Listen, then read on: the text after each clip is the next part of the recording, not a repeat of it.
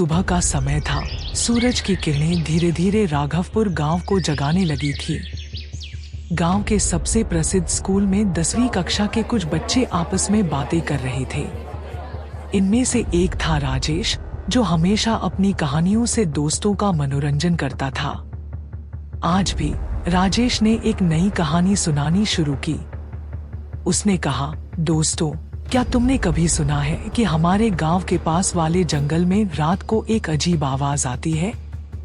राहुल, राजेश का सबसे करीबी दोस्त, तुरंत बोला, क्या बात कर रहे हो?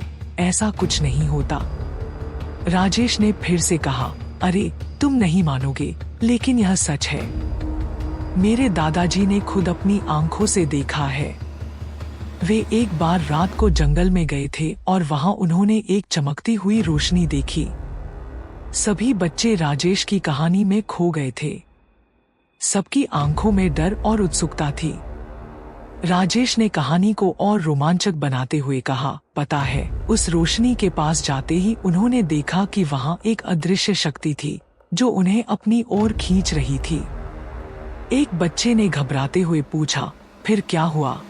राजेश ने जवाब दिया, मेरे दादाजी ने जैसे तैसे वहां से भागकर अपनी जान बचाई, लेकिन वह शक्ति अब भी वहां है और कहते हैं कि जो भी रात को उस जंगल में जाता है वह कभी वापस नहीं आता।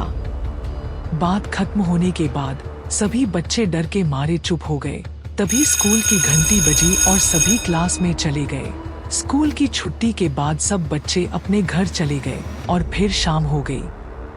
शाम का समय था। राजेश और राहुल अपने अपने घरों को लौट रहे थे। रास्ते में राहुल ने राजेश से कहा, यार, तुम्हारी कहानी ने तो मुझे डरा ही दिया, लेकिन सच में क्या तुम्हारे दादाजी ने ऐसा कुछ देखा था? राजेश ने हंसते हुए कहा, अरे नहीं, वो तो बस मजाक था, लेकिन सोचो, अगर सच में ऐसा कुछ होता तो कितना मजेदार होता। राहुल ने राहत की सांस ली और दोनों हंसते हुए अपने अपने घर चले गए। रात को राजेश अपने बिस्तर पर लेटा हुआ था, लेकिन उसे नींद नहीं आ रही थी। उसे अपनी ही कहानी याद आ रही थी और उसने सोच लिया कि वह खुद जाकर देखेगा कि क्या वाकई में जंगल में कुछ है या नहीं। राजेश ने चुपके से घर से बाहर निकलकर जंगल की ओर कदम बढ़ाए। जंगल के रास्ते में काफी अंधेरा था और रास्ता डरावना था। थोड़ी ही देर में वह जंगल के करीब आ गया। जंगल के पास पहुंचते ही उसे वही चमकती हुई रोशनी दिखाई दी जो उसने कहानी में बताई थी। वह डरते डरते उस रोशनी के पास गया और देखा कि वहां कोई नहीं था। राजेश जब वापस जाने लगा तभी अचानक पीछे से एक हाथ ने उसे पकड़ लिया। वह चौंक गया और मुड़कर देखा तो सामने एक बूढ़ा आदमी खड़ा था। वह आदमी बोला, बेटा, तुम यहाँ क्या कर रहे हो? राजेश ने कांपते हुए कहा, मैं बस देखने आया था कि यहाँ क्या हो रहा है। बूढ़ा आदमी हंसते हुए बोला, डरो मत, मैं यहाँ की देखरेख करता हूँ। यह रोशनी बस एक पुरानी और बड़ी लैंप है जो कभी कभी जल जाती है, लेकिन हाँ, रात को यहाँ आना सुरक्षित नहीं है। चलो, मैं तुम्हें घर छोड़ देता हूँ। राजेश ने राहत की सांस ली और बूढ़े आदमी के साथ घर लौट आया। वह सोच रहा था कि उसने एक मजाक में जो कहानी बनाई थी वह सच में कितनी डरावनी हो सकती है। लेकिन कहानी यहीं खत्म नहीं हुई। अगली रात राजेश को फिर से नींद नहीं आ रही थी। उसे एक अजीब सी बेचैनी महसूस हो रही थी। अचानक उसे अपने कमरे की खिड़की से वही चमकती हुई रोशनी दिखाई दी। इस बार वह और ज्यादा डर गया। उसने सोचा, यह कैसे हो सकता है? वह तो सिर्फ एक लैंप थी। राजेश ने खुद को संभाला और हिम्मत जुटाकर खिड़की से बाहर देखा। रोशनी और ज्यादा तेज हो रही थी और एक अजीब सी आवाज भी आ रही थी। राजेश ने तुरंत अपने दोस्त राहुल को फोन किया और उसे सारी बात बताई। राहुल ने कहा, तुम वहीं रुको, मैं अभी आता हूँ। कुछ ही देर में राहुल राजेश के घर पहुंचा। दोनों ने मिलकर निर्णय लिया कि वे फिर से जंगल जाएंगे और इस बार सच्चाई का पता लगाएंगे। दोनों ने टॉर्च और कुछ लाठी अपने साथ ली और जंगल की ओर चल पड़े। जंगल में प्रवेश करते ही रोशनी और आवाज दोनों ही तेज हो गई।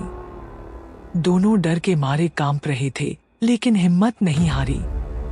वे रोशनी की दिशा में चलते रहे और तभी उन्होंने देखा कि एक पुराना टूट फूटा घर है जहां से यह सब आ रहा था।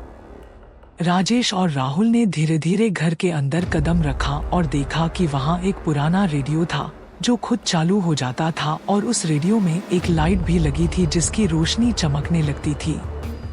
अचानक वही बूढ़ा आदमी फिर से उनके सामने आ गया और बोला, तुम लोग फिर से यहाँ क्यों आए हो? इस बार बूढ़ा आदमी गुस्से में लग रहा था।